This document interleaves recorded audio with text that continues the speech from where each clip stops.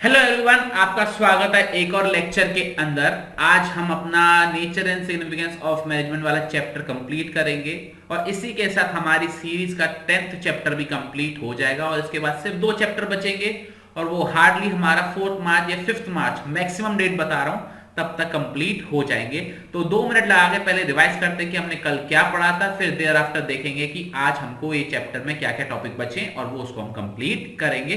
तो जैसे कि स्क्रीन पर आपको दिखाई दे रहा है कि हमने कल ये पेज पढ़ लिया था टॉपिक। तो सबसे पहले मैं आपको रिवाइज कराता हूं कि कल हमने क्या किया था। मोमेंटम बनाएंगे और उसके बाद आज के टॉपिक कंप्लीट करेंगे। सबसे पहले मैनेजमेंट की डेफिनेशन देखी थी। Management is a process of getting things done with the aim achieving goals effectively and efficiently. यहां से हमने 3 मेन वर्ड देखे थे, process, effectiveness and efficiently. Process का मतलब क्या होता है? Functions of management, planning, organising, staffing, directing, controlling. Effectiveness का मतलब क्या होता है? राइट टास्क करना, कंप्लीट करना और गोल्स को अचीव करना। और एफिशिएंटली का मतलब क्या होता है? जो हमने टास्क सेलेक्ट किया उसको सही तरीके से करना और मिनिमम कॉस्ट में करना और गोल्स को अचीव करना। ये होता है हमारा क्या? एफिशिएंटली।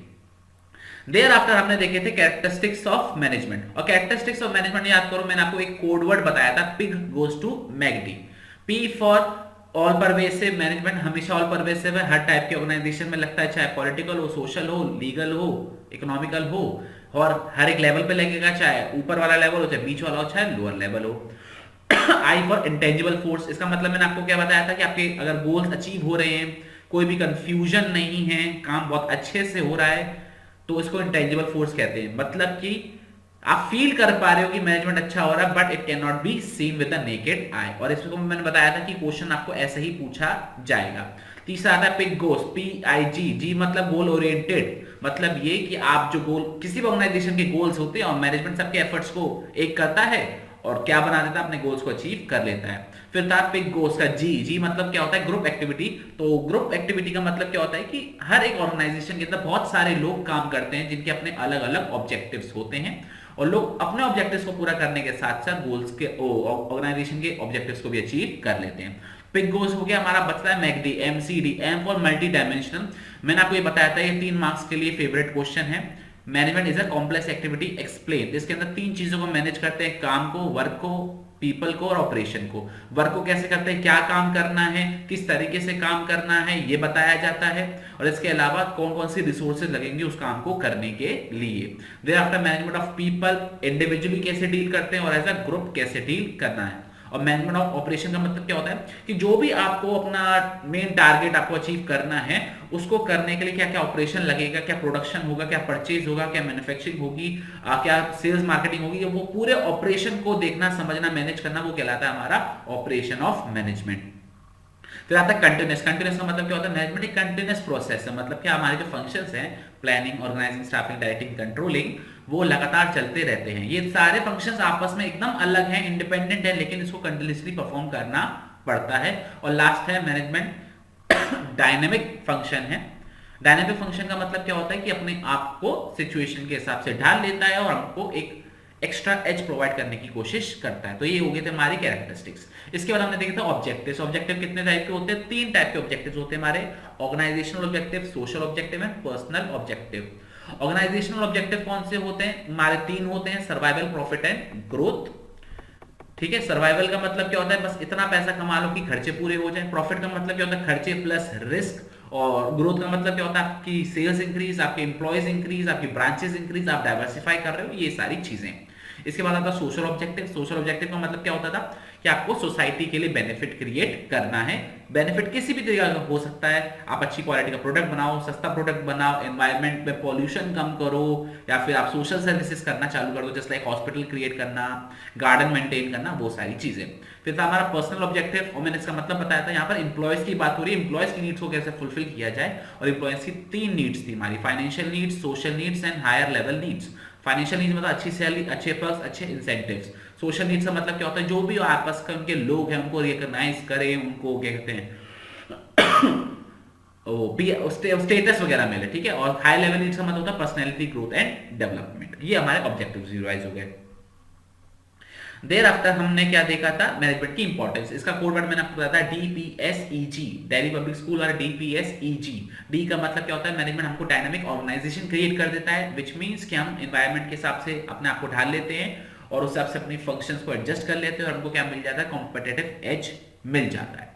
इसके बाद हमारा पी का मतलब होता है पर्सनल ऑब्जेक्टिव अचीव करने में भी हेल्प करता है। मतलब क्या, मैंने आपको अपना एग्जांपल दिया था, यहाँ पर मैं आपको पढ़ा रहा हूँ, मेरा प्रमोशन हो रहा है और आपका भी गोल अचीव हो रहा है, तो मेरे साथ साथ मैं मैनेजमेंट जो कर रहा हूं उसके साथ आपके गोल्स भी अचीव करवाने में आपकी मदद कर रहा हूं। वैसे ऑर्गेनाइजेशन भी अपने काम करने के साथ साथ तरीके से मोटिवेट करता है, लीड करता है अपनी टीम को कि मेरा गोल तो अचीव होगा, ऑर्गेनाइजेशन गोल तो अचीव होगा, आपका भी गोल अचीव हो जाएगा। डीपी हो गया। अब बात आती है एस की। एस का मतलब होता है डेवलपमेंट ऑफ द सोसाइटी। वही चीज जो हमने ऑब्जेक्टिव में पढ़ी थी, सोशल ऑब्जेक्टिव, पर्सनल ऑब्जेक्टिव, वही चीज उठाकर यहाँ पर लिखती है कि सोसाइटी के बेनिफिट के लिए काम करना होता है। और 3-4 आप एग्जाम्पल बड़े आराम से लिख सकते हो, जैसे कि हमारा वही पॉल्यूशन कम करना, अच्छी एम्प्लॉयमेंट जनरेट करना, अच्छी क्वालिटी के प्रोडक्ट्स बनाना, रीजनेबल प्राइस में बनाना, एटसेट्रा एटसेट्रा। DEPS हो गया। आता है ई मतलब एफिशिएंसी। जो हमने planning, organising, staffing, dieting, controlling कर रहे हैं वो इसलिए कर रहे हैं कि हमारा काम कम से कम खर्चे में हो, कम से कम वेस्टेज हो, हम ज्यादा से ज्यादा प्रॉफिट कमाएं। और जी का मतलब क्या होता है, गोल्स अचीव हमको करने में मदद करता है, और ये बहुत ही सिंपल था। तो ये हमारा पेज रिवाइज हो गया। इसके बाद हमने देखा था लेवल्स ऑफ मैनेजमेंट। 3 टाइप के लेवल्स होते हैं हमारे किसी ऑर्गेनाइजेशन में, जो पिरामिड शेप में होते हैं। अगर मैंने आपको याद हो तो बताया था, मतलब सबसे जो लोअर लेवल मैनेजमेंट होता है उसको सुपरवाइजरी लेवल सुपरवाइजरी मैनेजमेंट या ऑपरेशन मैनेजमेंट भी बोला जाता है, और उसमें सबसे ज्यादा एम्प्लॉयज होते हैं। उसके ऊपर आता है हमारा मिडिल लेवल मैनेजमेंट, जिसमें उससे कम एम्प्लॉयज होते हैं, और सबसे ऊपर आता है हमारा टॉप लेवल, जिसमें और भी कम लोग होते हैं, इसलिए इसको पिरामिड शेप बोला जाता है। टॉप लेवल में कौन होते हैं, जो भी ऑर्गेनाइजेशन के टॉप लेवल एम्प्लॉयज होते हैं, जैसे आपका चीफ एग्जीक्यूटिव ऑफिसर, आपका chief operating officer, chief financial officer, president, vice president हो गया, डिवीजन हेड्स हो गए, वो सारी डिवीजन हेड्स नहीं, सॉरी, जनरल मैनेजर हो गए, ये सारी चीजें किसमें आते हैं, टॉप लेवल में आते हैं। फिर हमने देखे इनके फंक्शंस क्या होते हैं। तो पहला फंक्शन मैंने आपको बताया था, ये ऑर्गेनाइजेशन के वेलफेयर और सर्वाइवल के लिए रिस्पॉन्सिबल होते हैं। दूसरा, ये ऑर्गेनाइजेशन की गोल्स एंड स्ट्रेटेजीज फॉर्मुलेट करते हैं। तीसरा, जो भी बिजनेस एनवायरनमेंट पे इंपैक्ट पड़ेगा उसके लिए भी रिस्पॉन्सिबल होते हैं। हमारे जो नीचे डिपार्टमेंट है, और मैं टॉप लेवल पर हूँ, मेरे नीचे जो डिपार्टमेंट है वो आपस में सारे कोऑर्डिनेट करके काम करें, ये मेरा इंपैक्ट है। और जो भी सोसाइटी में कुछ हो रहा है, कुछ भी अच्छा हुआ उसके लिए जिम्मेदार भी, कुछ बुरा हुआ उसके लिए भी जिम्मेदार भी टॉप लेवल मैनेजमेंट होगा। फिर बात करते हैं मिडिल लेवल मैनेजमेंट की। तो मिडिल लेवल मैनेजमेंट कौन से लोग होते हैं, जो भी आपके डिपार्टमेंट्स के हेड होते हैं या डिविजन्स के हेड होते हैं, वो सारे किसमें आ जाते हैं, हमारे मिडिल लेवल मैनेजमेंट में आ जाते हैं। इसमें प्लांट सुपरिटेंडेंट भी आ जाता है, जो फैक्ट्री का हेड होता है उसे प्लांट सुपरिटेंडेंट बोलते हैं। तो इनका काम क्या होता है, सबसे पहले जो ऊपर से इंफॉर्मेशन आई नीचे वालों को इंटरप्रेट करके समझाना, ये चेक करना कि हमारे जो डिपार्टमेंट है उनमें नेसेसरी नंबर ऑफ एम्प्लॉयज होते हैं, उनको ड्यूटीज देना, ये सारी चीज इसके अंदर आ जाती है। उनको मोटिवेट करना, उनके कम्युनिकेट करना, जिससे वो टारगेट्स अचीव कर पाए। और लास्टली बाकी सारे डिपार्टमेंट के साथ कोऑपरेट करके काम करना। फिर आती है हमारी बात सुपरवाइजरी या फिर ऑपरेशनल लेवल मैनेजमेंट की। उसमें क्या चीज देखते हैं हम, सबसे पहले इसमें कौन कौन आते हैं, इसमें सुपरवाइजर एंड फोरमैन आते हैं। पहला फंक्शन क्या है, ये चेक करते हैं डायरेक्टली काम को। इसके अलावा ये डिसिप्लिन मेंटेन करके चलते हैं। जो भी इनकी प्रॉब्लम्स होती हैं, किसकी प्रॉब्लम्स, वर्कर की प्रॉब्लम को कहां बताते हैं, टॉप लेवल पर बताते हैं। मैंने बताया था यहाँ पे गलती से कस्टमर वर्ड लिख गया है, तो यहाँ पे कस्टमर की जगह पे आपको वर्कर वर्ड लिखना है, अगर आप इस नोट से पढ़ रहे हो तो। इसके अलावा वो वेस्टेज, क्वालिटी वगैरह मेंटेन करते हैं, वो भी मोटिवेट करते हैं एम्प्लॉयज को, और वो एक्चुअल में जो इंस्ट्रक्शंस आते हैं वो पास करते हैं। तो मैंने फटाफट से आपको 8 मिनट लग गए हमको बात करते करते, हमने क्या कंप्लीट कर लिया, पूरा मोमेंटम क्रिएट कर लिया। अब फटाफट से हम चैप्टर को कंप्लीट करेंगे। इससे पहले कंप्लीट करूं, मैं आपको ये बता दूं, ये चैप्टर 5 से 6 नंबर का आने वाला है, तो हाँ, इसको आप इग्नोर मत करना, क्योंकि अगर आपको अच्छे नंबर लेकर आने हैं तो ये चैप्टर भी इंपॉर्टेंट है। अच्छा, अब आता है, दो मैं चैप्टर बुक के हिसाब से सीक्वेंस में नहीं पढ़ा रहा, मैं अपने हिसाब से सीक्वेंस में पढ़ा रहा हूं, तो आगे पीछे टॉपिक हो सकता है लेकिन कंप्लीट सारा होगा। अब बात करने वाले हैं इस टॉपिक के बारे में, वो है हमारा कोऑर्डिनेशन। तो कोऑर्डिनेशन के बारे में पढ़ेंगे एक बार फटाफट से। कोऑर्डिनेशन को लगा दो very very very very very very important question, क्योंकि ये पिछले अगर 10 साल की बात करूं तो 6 बार आ चुका है। तो कोऑर्डिनेशन का मतलब क्या होता है, कोऑर्डिनेशन का मतलब होता है तालमेल बिठाना, ठीक है, तालमेल बिठाना, सिंक्रोनाइजेशन बिठाना डिपार्टमेंट्स के बीच में, जिससे हम गोल्स अचीव कर पाए। तो what do you mean by coordination, coordination is a process by which manager synchronize, क्या यहाँ पे कीवर्ड आ रहा है, synchronize the activities of different departments in such a way that they will achieve the common goal of the organization। तो सारे जब organisation जो manager है वो सारे डिपार्टमेंट की एक्टिविटीज को सिंक्रोनाइज कर देता है, तालमेल बिठा देता है, जिससे वो गोल्स अचीव कर पाए, इस चीज को क्या बोला जाता है? कोऑर्डिनेशन बोला जाता है। ठीक है। अच्छा, इसके अंदर एक छोटा सा टॉपिक और आता है, वो ओरली बता देता हूं। Coordination is the essence of management. एक बार बुक में आप टॉपिक देख लोगे, इसका मतलब ये कि कोऑर्डिनेशन एक मतलब बेसिक नेसेसिटी है किसी भी मैनेजमेंट की। ऐसा क्यों? क्योंकि कोऑर्डिनेशन आपका प्लानिंग से चालू होता है, कंट्रोलिंग तक चलता है। क्योंकि अगर आपके planning, organising, staffing, directing, controlling में कोऑर्डिनेशन नहीं होगा तो कोई भी फंक्शन करने का कोई फायदा नहीं होगा। तो आपके फंक्शन उसी हिसाब से वो इंप्लीमेंट होने चाहिए। अब बात करते हैं फीचर्स ऑफ कोऑर्डिनेशन। बहुत ही सिंपल है और सबसे ज्यादा पूछे जाने वाला टॉपिक यही है। आज मैं फंबल बहुत कर रहा हूं, सॉरी फॉर दैट। तो अब बात करते हैं हमारे कोऑर्डिनेशन के फीचर्स की। आपको स्क्रीन पर अच्छे से दिखाई दे रहा होगा। देखो, इसका कोड वर्ड है डाई, CPR, DIE, डाई मतलब मरने वाला डाई, CPR। कैसे? सबसे पहले डी का मतलब क्या है? यहां पर डेलिब्रेट फंक्शन। तो यहां पर कोऑर्डिनेशन अपने आप होता नहीं है, मैनेजर को जानबूझ के डेलिबरेटली कोऑर्डिनेशन करवाना पड़ता है जिससे वो गोल्स को अचीव कर पाए। तो मैनेजमेंट कोऑर्डिनेशन क्या है? एक डेलिबरेट फंक्शन है। तो मैनेजर को डेलिबरेटली सारी एक्टिविटीज को कोऑर्डिनेट करना पड़ता है, सारे फंक्शंस को कोऑर्डिनेट करना पड़ता है of the organisation in order to achieve the common goal. तो डी हो गया हमारा क्लियर। दूसरा आता हमारा integrate group efforts. Integrate group efforts, ठीक है। अच्छा, यहां पर मेन चीज क्या होती है? मैं यहां पर काम कर रहा हूं, कोई दूसरा डिपार्टमेंट वहां पर काम कर रहा है, कोई तीसरे डिपार्टमेंट में पर्सन काम कर रहा है, तो आपस में अगर ये लिंक्ड नहीं होंगे, सिंक्रोनाइज नहीं होंगे, तो हमारा गोल अचीव नहीं हो पाएगा। तो कोऑर्डिनेशन की मदद से हमारा जो ग्रुप एफर्ट है, इसका काम, मेरा काम, ये सारा इंटीग्रेट कर दिया जाता है, जोड़ दिया जाता है, तब जाके हमारा जो गोल है वो अचीव हो पाता है। फॉर एग्जाम्पल, मान के चलो हम कोई शर्ट बना रहे हैं, तो पहले वो कतरन से काटेगा, मैं सिलाई करूंगा, वो बटन वगैरह लगा, तभी तो शर्ट बनेगी। तो अगर वो काटे जा रहा है, मेरे पास कपड़ा आ नहीं रहा है, मैं सिलाई नहीं कर रहा हूं, अगर मैं सिलाई करूंगा तो भेज नहीं रहा हूं आगे, तो अगर हमारी एक्टिविटी सिंक्रोनाइज नहीं होगी तो हमारा गोल अचीव नहीं होगा। तो यही बात इन्होंने यहां पर बोली है, इंटीग्रेट ग्रुप एफर्ट्स। तो सारे ग्रुप एफर्ट्स को इंटीग्रेट किया जाता है और एक एक्टिविटी बन जाती है। डी हो गया, आई हो गया, ई की बात करते हैं। ई का मतलब होता है एंश्योर यूनिटी ऑफ एक्शन। यहां पर यूनिटी ऑफ एक्शन का मतलब क्या होता है? जब हम कोऑर्डिनेशन से काम करते हैं तो हम सब लोग एक ही डायरेक्शन में काम कर रहे होते हैं। क्या बोला मैंने? अगर हम कोऑर्डिनेशन से काम कर रहे होते हैं तो हम एक ही डायरेक्शन में काम कर रहे होते हैं। क्यों? क्योंकि कोऑर्डिनेशन सबको बांध कर चलता है। ऐसा नहीं है कि कोई इसी डायरेक्शन में काम कर रहा है, कोई इस पर्टिकुलर डायरेक्शन में काम कर रहा है, नहीं, सब एक ही डायरेक्शन में काम करेंगे। तो coordination is a binding force. यहाँ पे जो की वर्ड क्या है, वो है binding force between the departments.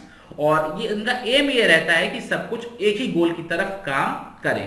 तो डाई हो गया। इसके बाद आता हमारा CPR का सी का मतलब होता है कंटिन्यूअस प्रोसेस। इसका मतलब क्या होता है कि कोऑर्डिनेशन बार बार कंटिन्यूअसली हमको करना पड़ता है। वो प्लानिंग से चालू होता है, कंट्रोलिंग पे चलता रहता है, उसके बाद फिर प्लानिंग, तो ये कंटिन्यूअसली चलता रहता है। अगर आप लोग अपनी पढ़ाई में कोऑर्डिनेशन नहीं बिठाओगे, पढ़ाई के कोऑर्डिनेशन के बाद अपने करियर में कोऑर्डिनेशन नहीं बिठाओगे, तो आपकी भी लाइफ ऊपर नीचे होने लग जाएगी। तो आप भी कोऑर्डिनेशन बिठाते आ रहे हो और बिठाते रहोगे।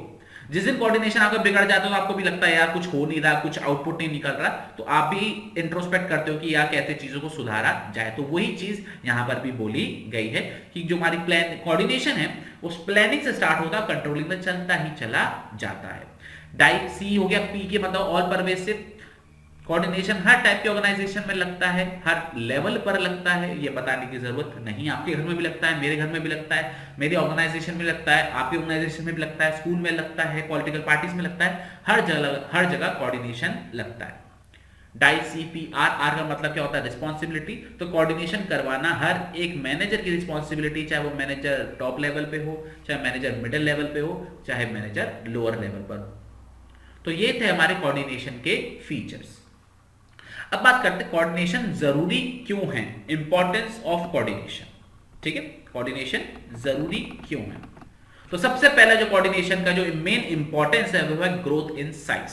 क्या है? Growth in size. देखो, जैसे जैसे हमारी ऑर्गेनाइजेशन बढ़ती जाती है, हमारे डिपार्टमेंट्स बढ़ते जाते हैं, हमारे नंबर ऑफ एम्प्लॉयज बढ़ते जाते हैं, तो ऐसे में कोऑर्डिनेशन करने की जरूरत और भी ज्यादा बढ़ जाती है। तो इसलिए कोऑर्डिनेशन करना जरूरी है। फिर से मैं रिपीट कर रहा हूं, जैसे जैसे हमारी ऑर्गेनाइजेशन इंक्रीज होती जाती है, वैसे वैसे नंबर ऑफ एम्प्लॉयज बढ़ते हैं, वैसे वैसे नंबर ऑफ डिपार्टमेंट्स बढ़ते हैं, तो ऐसे में कोऑर्डिनेशन कराना बहुत ही ज्यादा जरूरी पड़ जाता है। अब आता है कि क्या इसका भी कोई कोड वर्ड है? तो आंसर है इसका भी कोड वर्ड है, और कोड वर्ड बड़ा ही मजाकिया सा है, वो है गर्लफ्रेंड्स, GFS, एक वाली गर्लफ्रेंड नहीं, बहुत सारी गर्लफ्रेंड, GFS। G मतलब ग्रोथ इन साइज, F मतलब फंक्शनल डिफरेंशिएशन और S मतलब हो गया हमारा स्पेशलाइजेशन। याद करने का चाहो तो याद कर सकते हो, नहीं तो अगर आपको वैसे याद हो रहा है तो आप वैसे याद कर लो। तो मैंने आपको ग्रोथ वाला बता दिया, ऑर्गेनाइजेशन इंक्रीज होगी, नंबर ऑफ एम्प्लॉयज इंक्रीज होंगे, हमारे डिपार्टमेंट इंक्रीज होंगे, तो ऐसे में कोऑर्डिनेशन की जरूरत और भी ज्यादा बढ़ जाएगी।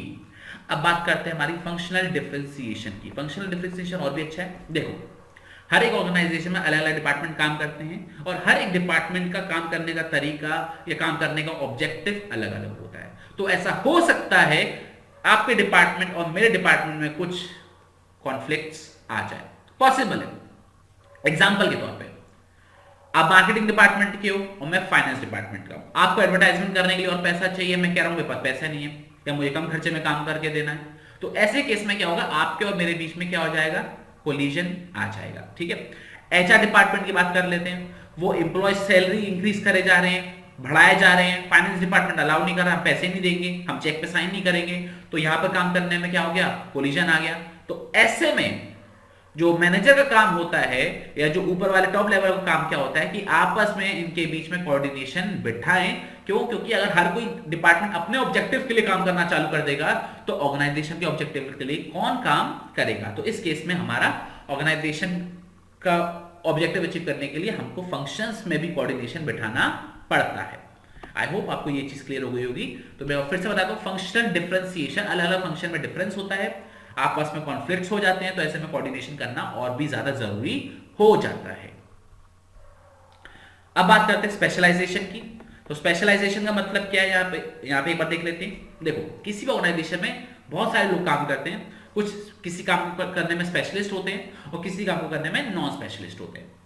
तो एक बात बताओ कि स्पेशलिस्ट पर्सन को अगर आप ज्ञान दो कि आप ऐसे नहीं ऐसे करो, आप वो काम उस तरीके से भी तो कर सकते थे, आपने क्यों नहीं किया, तो मुझे एक बात बताओ, क्या वो सुनना पसंद करेगा? कोई अगर कोई एक्सपर्ट पर्सन उसको आप बोलो कि नहीं ऐसे नहीं ऐसे करना चाहिए था, तो ऐसे में है ना कि डिफरेंसेस आ जाते हैं। अगर आप किसी विराट कोहली को बोलो यार तू खेला ढंग से नहीं, तू ऐसे नहीं ऐसे खेल लेता तो ज्यादा मजा आता, तू आता नहीं रहे खेलना, तो वो क्या है, यहां पर क्या हो जाएगा, एक स्पेशलिस्ट और एक नॉन स्पेशलिस्ट पर्सन के बीच में कॉन्फ्लिक्ट हो जाएंगे। क्यों? क्योंकि स्पेशलिस्ट पर्सन को अपनी फील्ड के बारे में किसी और से ज्ञान लेना पसंद नहीं होता है। तो ऐसे केस में क्या होता है, जो हमारे जो मैनेजर्स होते हैं या टॉप लेवल वाले लोग होते हैं, वो बस ये चिंता बनाए रखते हैं कि आपस में इनका कोई भी डिस्टर्बेंस ना हो, क्योंकि नॉन वाले एक्सपर्ट को ज्ञान देंगे, एक्सपर्ट वाले नॉन को ज्ञान देंगे, तो यहां पर ज्ञान के चक्कर में ऑर्गेनाइजेशन का ज्ञान उड़ जाएगा। तो ऐसे केस में कोऑर्डिनेशन बैठाना बहुत ज्यादा जरूरी हो जाता है। आई होप आपको ये पॉइंट भी क्लियर हो गया होगा। तो ये चीज हमने कर ली, कोऑर्डिनेशन भी बैठा लिया। अभी तक हमने इस चैप्टर में कौन कौन से टॉपिक देख लिए, मैनेजमेंट का मीनिंग, मैनेजमेंट के फीचर्स, हमारे objectives, importance, level of management and coordination. तो काफी सारे टॉपिक्स हो गए और इस चैप्टर का सुपर लास्ट टॉपिक बचा है हमारा नेचर ऑफ मैनेजमेंट, वो भी कंप्लीट करेंगे और इसी के साथ हमारा चैप्टर भी कंप्लीट हो जाएगा। ये चैप्टर अब इतनी बार पढ़ चुके हैं तो लेंथी होकर भी हमको वो लेंथी नहीं लगता। तो एक बार मैं दिखा दूं कि हमने इस पेज पे पर्टिकुलर क्या पढ़ रहा है अभी तक। एक सेकंड रुकिएगा।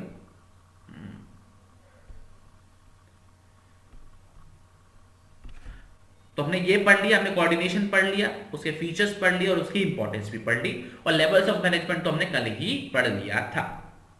तो अब बात करते हैं किसके बारे में, नेचर ऑफ मैनेजमेंट के बारे में। हाँ, मुझे पता है आप लोगों को आता है, मुझे पता है, माफ करो, मुझे पता है आता है, लेकिन हमको रिवीजन भी तो करना है, तो हम रिवीजन कर रहे हैं। रिवीजन आप रिवीजन की तरफ लो, दिल पे मत लगाना कि हाँ हमको आता है। ये मत बोलना कि सर ये करते करते बाल सफेद हो गए, मेरे तो हुए। चलो अब बात करते हैं नेचर ऑफ मैनेजमेंट के बारे में। तो नेचर ऑफ मैनेजमेंट 3 तरीके का होता है, management as a science, management as a art और मैनेजमेंट एज अ प्रोफेशन। कितने तरीके का होता है, आर्ट, साइंस एंड प्रोफेशन। अच्छा, एक बात यहां पे खास ध्यान रखना, कभी भी एक क्वेश्चन आ जाए, आर्ट का आ जाए, साइंस का आ जाए, प्रोफेशन का आ जाए, तो यहां पर साइंस की डेफिनेशन, आर्ट की डेफिनेशन, प्रोफेशन की डेफिनेशन लिखना जरूरी है।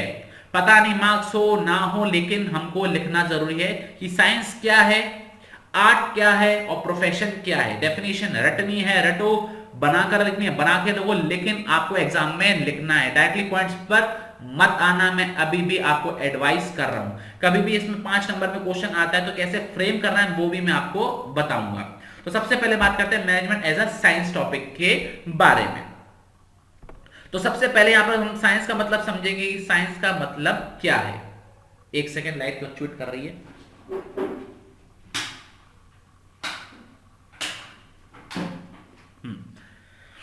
हाँ, तो सबसे पहले मतलब समझते हैं मैनेजमेंट एज अ साइंस के बारे में। तो सबसे पहले साइंस का मतलब समझते हैं कि साइंस क्या कहना चाह रही है। तो साइंस की डेफिनेशन बड़ी सिंपल सी है। साइंस एक सिस्टमैटिक बॉडी ऑफ नॉलेज है। मतलब क्या है, यहाँ पर बहुत कुछ पढ़ना समझना पड़ता है। जबरदस्ती की डेफिनेशन आपको याद करनी है। That explain certain general truth, जो हमको कुछ सच के बारे में समझाती हैं कि कौन सी चीजें क्या होती हैं, कैसे काम करती हैं, और इसी तरीके से क्यों काम होता है, और जो भी हमारे जनरल लॉज है वो कैसे काम करते हैं। अगर मैं बात करूं लॉ ऑफ इनर्शिया की, न्यूटन के थर्ड लॉ की, हमारे मोशन के बारे में, आर्किमिडीज प्रिंसिपल के बारे में, तो ये लॉ कैसे काम करते हैं वो सारी चीज साइंस में बताते हैं। मैंने कुछ साइंटिफिक बातें नहीं बोली, मैंने बचपन वाले जो हमने पढ़ रखे हैं, कुछ रूल्स पढ़ रखे हैं, कुछ लॉ पढ़ रखे हैं, वही बताए हैं। अच्छा, कभी भी क्वेश्चन आए मैनेजमेंट एज अ साइंस समझाइए, तो सबसे पहले आपको बताना पड़ेंगे साइंस की डेफिनेशन क्या है, और फिर आपको बताना पड़ेगा साइंस के फीचर्स क्या हैं। तो साइंस के 3 फीचर्स हैं जो हमको इस बुक में या फिर इस पर्टिकुलर टॉपिक में एक्सप्लेन करना है। पहला टॉपिक क्या है, सिस्टमैटिक बॉडी ऑफ नॉलेज। दूसरा, principle is based on experimentation. और तीसरा है यूनिवर्सल वैलिडिटी। ठीक है, तो ये 3 आपको पहले फीचर्स लिखने हैं। एक्सप्लेन भली मत करना, लेकिन हेडिंग लिख देना। तो पहले मैनेजमेंट एज अ साइंस क्या है, डेफिनेशन लिख दी साइंस की। साइंस की फीचर्स क्या, 3 हेडिंग लिख दी, systematic body of knowledge, principle based on experimentation and universal validities. उसके बाद कंपेयर करना मैनेजमेंट और साइंस को। ठीक है, अब फिर उसके बाद लिख देना the following points are comparable between art and science, sorry management and science. और फिर उन 3 पॉइंट को आप क्या करोगे, कंपेयर करोगे। इस क्या होगा, आपका जो छोटा सा आंसर है वो एक पेज का आंसर बन जाएगा और थोड़ा सा वजन भी दिखेगा आंसर के अंदर। तो सबसे पहले बात करते हैं सिस्टमैटिक बॉडी ऑफ नॉलेज के बारे में। तो जैसे साइंस की एक सिस्टमैटिक बॉडी ऑफ नॉलेज है, उसके कुछ प्रिंसिपल्स हैं, उसकी कुछ थ्योरीज हैं जो कॉज एंड इफेक्ट रिलेशनशिप बताती हैं, वैसे ही मैनेजमेंट की भी थ्योरीज हैं, प्रिंसिपल्स हैं जो कॉज एंड इफेक्ट रिलेशनशिप बताती हैं। तो ये पॉइंट बोला जा सकता है कि बिल्कुल साइंस से मैच करता है। ठीक है, यहां पर टिक लग जाता है कि साइंस भी एक सिस्टमैटिक बॉडी ऑफ नॉलेज है, इसके भी अपने कुछ प्रिंसिपल्स है, कुछ थ्योरीज हैं, वैसे ही मैनेजमेंट के भी अपने कुछ प्रिंसिपल्स, अपने कुछ थ्योरीज है जो कि मैच करता है पॉइंट। तो ये वाला पॉइंट एकदम क्लियर हो चुका है। दूसरा पॉइंट है हमारा प्रिंसिपल बेस्ड ऑन एक्सपेरिमेंटेशन। इसका मतलब क्या होता है, साइंस के प्रिंसिपल उस आसमान से तो नहीं गिरे ना, आसमान से सेब गिरा था तभी तो ग्रेविटी आई थी। मतलब क्या, यहाँ पे एक्सपेरिमेंट कर करके ही प्रिंसिपल्स बनाए जाते हैं। वैसे मैनेजमेंट के अंदर जो भी हमने प्रिंसिपल्स पढ़ रखे हैं या जो हम अगला चैप्टर में रिवाइज करेंगे, वो सारे क्या हवा में बन गए? नहीं, एक्सपेरिमेंट कर करके प्रिंसिपल्स बनाए गए हैं। चाहे वो फोर्ड ने बनाए हो, चाहे वो टेलर ने बनाए हो। ये आपको चीज, सॉरी फोर्ड बोलते हैं, फेयोल, हेनरी फोर्ड नहीं, फेयोल। ये आपको चीज समझ में आ गई। तो साइंस की जो प्रिंसिपल है वो भी ऑब्जर्वेशन और एक्सपेरिमेंटेशन पर बेस्ड होते हैं, वैसे ही हमारे मैनेजमेंट के प्रिंसिपल भी ऑब्जर्वेशन और एक्सपेरिमेंटेशन पर बेस्ड होते हैं। तो मैं ये कह सकता हूं कि ये पॉइंट भी एग्जैक्टली वैसा ही है जैसा साइंस में है। तीसरा बात करते हैं हम यूनिवर्सल वैलिडिटी। क्या साइंस के प्रिंसिपल हर जगह वैलिड होते हैं? आप पर जो साइंस का प्रिंसिपल लगेगा क्या मेरे पे भी वही लगेगा? आप पर जो रिजल्ट आएगा क्या मेरे पे भी वही रिजल्ट आएगा? The answer is yes. Science के प्रिंसिपल हर जगह यूनिवर्सली एप्लीकेबल होते हैं और उनका जो रिजल्ट आता है वो भी सेम टू सेम आता है। आप पे जो रिजल्ट आएगा वही मेरे पे रिजल्ट आएगा। पहली मंजिल दूसरी मंजिल से आप भी कूदोगे तो आपके भी पांव में लगेगी और मेरे भी पांव में लगेगी, ग्रेविटी का रूल कहता है। ठीक है, आर्किमिडीज प्रिंसिपल क्या बोलता है, पानी के अंदर आपकी बॉडी जाएगी तो जितना पानी बाहर आएगा वही आपकी बॉडी की वॉल्यूम के बराबर है। तो मेरे पे भी यही रिजल्ट आएगा और आप में भी यही रिजल्ट आएगा। लेकिन मैनेजमेंट के साथ क्या है, मैनेजमेंट के प्रिंसिपल हर जगह यूनिवर्सली एप्लीकेबल तो हैं, हर जगह लगते तो हैं, लेकिन रिजल्ट हर एक का सेम नहीं आता। मेरे लिए डिवीजन ऑफ वर्क कुछ अलग रिजल्ट निकालेगा और आपके लिए डिवीजन ऑफ वर्क कुछ अलग निकालेगा। अगर मैं बिजनेस स्टडीज को पढ़ना चाहूं तो मैं एक दिन में पूरा कोर्स रिवाइज कर सकता हूं। अगर मैं आपको बोलूं रिवाइज करने के लिए तो अभी आप इस पोजीशन में नहीं हो कि पूरा रिवाइज कर पाओ। एग्जांपल था मेरा बकवास सा। मतलब ये है कि यूनिवर्सली एप्लीकेबल है, दोनों हैं, लेकिन साइंस की जो रिजल्ट है वो एग्जैक्ट आते हैं हर एक सिचुएशन में, चाहे आज लगाओ चाहे परसों लगाओ। लेकिन जो मैनेजमेंट के प्रिंसिपल्स हैं वो हर जगह एग्जैक्ट सॉल्यूशन नहीं देते। अगर आपको देख लो, अभी आप बिजनेस स्टडीज 5 दिन में, 1 हफ्ते में, 2 हफ्ते में रिवाइज करते हो, एग्जाम से पहले 1 दिन में रिवाइज करोगे, तब आपका डिवीजन ऑफ वर्क कैसे अप्लाई करेगा? करेगा नहीं करेगा? अभी दिन के हिसाब से सब्जेक्ट बढ़ते हैं, एग्जाम टाइम में घंटों के हिसाब से आपके सब्जेक्ट डिवाइड होंगे, तो डिवीजन ऑफ वर्क का जो रिजल्ट है वो हर सिचुएशन के हिसाब से अलग आएगा। ये आपको एक चीज समझ में आ गई? यूनिवर्सली एप्लीकेबल है, बट हर एक का रिजल्ट मैनेजमेंट में अलग अलग आता है। तो यहां पर जो पॉइंट है वो 100% एक्यूरेटली मैच नहीं करता। तो हम ये कह सकते हैं कि मैनेजमेंट फुल फ्लेज साइंस नहीं है, या इनएग्जैक्ट साइंस है, या सोशल साइंस है, या कुछ चीज समझ में आ गई? तो आपको ये तीनों पॉइंट एक्सप्लेन करने पड़ेंगे और लास्ट में आपको कंक्लूजन भी लिखना पड़ेगा। आई होप ये आपको टॉपिक समझ में आ गया होगा कि कंक्लूजन लिखना भी काफी जरूरी है। हमको प्रॉपर आंसर ही प्रेजेंट करना बहुत जरूरी है। अब दूसरे के बात करते हैं मैनेजमेंट एज एन आर्ट की, और ये बहुत ही सिंपल है, बहुत ही छोटा है और बहुत ही जल्दी हो जाता है। तो सबसे पहले बात समझते हैं कि आर्ट क्या होता है। तो आर्ट की डेफिनेशन लिखना जरूरी है, ध्यान रखना। तो आर्ट क्या है? एक स्किलफुल है, एक स्किल है, आपकी जो स्किल लगती है, और ये पर्सनल एप्लीकेशन है। पर्सनल एप्लीकेशन का मतलब क्या होता है? इस चीज को, आर्ट को आप ही लगा सकते हो, आपकी जगह पे कोई और डांस नहीं कर सकता, आपकी जगह पे कोई और गीत नहीं लिख सकता, आपकी जगह पे और कोई गीत नहीं गा सकता जैसा कि आप गाते हो। ये क्लियर हो गया? तो आपके पास जो एग्जिस्टिंग नॉलेज है उसको जब आप पर्सनली अप्लाई करते हो, अपनी स्किल्स को यूज करते हुए, उसी चीज को आर्ट बोलते हैं। आई होप आर्ट की डेफिनेशन क्लियर हो गई होगी। और आर्ट के जो फीचर्स है वो क्या है? Existence of theoretical knowledge, personalised application and based on practice and creativity. ये 3 पॉइंट हैं। अब हमको कंपेयर करना है इसको किसके साथ? मैनेजमेंट के साथ। तो सबसे पहले पॉइंट समझते हैं एग्जिस्टेंस ऑफ थ्योरेटिकल नॉलेज। मतलब क्या है इस हेडिंग का? यहां पर लिखा हुआ सिस्टमैटिक बॉडी ऑफ नॉलेज, यहां पर लिखा हुआ एग्जिस्टेंस ऑफ थ्योरेटिकल नॉलेज। इसका मतलब क्या है? देखो, इसका मतलब ये होता है कि आर्ट भले स्किल है, भले ही आपकी नॉलेज एक्सपीरियंस जिसको आप अप्लाई कर रहे हो, क्या इसकी भी थ्योरेटिकल नॉलेज होती है? क्या इसकी भी किताबें होती हैं? The answer is yes. आपके पास म्यूजिक सब्जेक्ट होता है, आपके पास पेंटिंग सब्जेक्ट होता है जिसमें आप थ्योरी पढ़ते हो। तो वही बात इन्होंने यहां पर बोली है कि जैसे आर्ट में भी थ्योरी एग्जिस्ट करती है, वैसे मैनेजमेंट भी स्किलफुल काम है, लेकिन इसमें भी हमको थ्योरी पढ़नी पड़ती है। वही चीज यहां पर बात लिखी हुई है कि जैसे आर्ट में अपना लिटरेचर है, वैसे ही मैनेजमेंट में अपना लिटरेचर है जो हमको पढ़ना पड़ता है। और ऑल्दो ये पर्सनली अप्लाई होता है, मतलब यहां पर काम करना पड़ता है एक्चुअल में। आर्ट में भी एक्चुअल में काम हो रहा है, मैनेजमेंट में एक्चुअल में काम हो रहा है, लेकिन यहां पे हम थ्योरेटिकल नॉलेज को भी पढ़ते हैं। दूसरा, पर्सनलाइज एप्लीकेशन, बिल्कुल सही। जैसे मैंने आपको बोला था कि अगर आप डांसर हो तो आप ही डांस कर पाओगे, आप पेंटर हो तो आप पेंट कर पाओगे, आप गाना गाते हो तो आप गाना गा पाओगे, आप खेलते हो तो आप ही खेल पाओगे। वैसे ही मैनेजर भी, जो मैनेजर काम कर रहा है वो मैनेजर ही काम कर पाएगा, उसकी जगह पे कोई और पोजीशन वाला काम नहीं कर पाएगा। ठीक है? यहाँ पे हर एक अपना पर्सनल तरीका होता है, यहाँ पर आपका एक का यूनिक तरीका होता है काम करने का, जो कि किसी भी 2 पर्सन का मैच नहीं कर सकता 100%। ये क्लियर हो गया?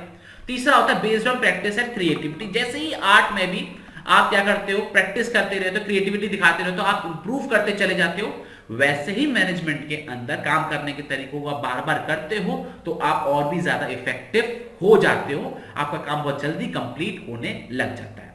तो मैं एक बात कह सकता हूं कि यहां पे तीनों पॉइंट पे टिक लग चुका है। तो आंसर ये कहना चाह रहा है कि यस, मैनेजमेंट क्या है? फुल फ्लेज आर्ट है, मैनेजमेंट इज एन आर्ट।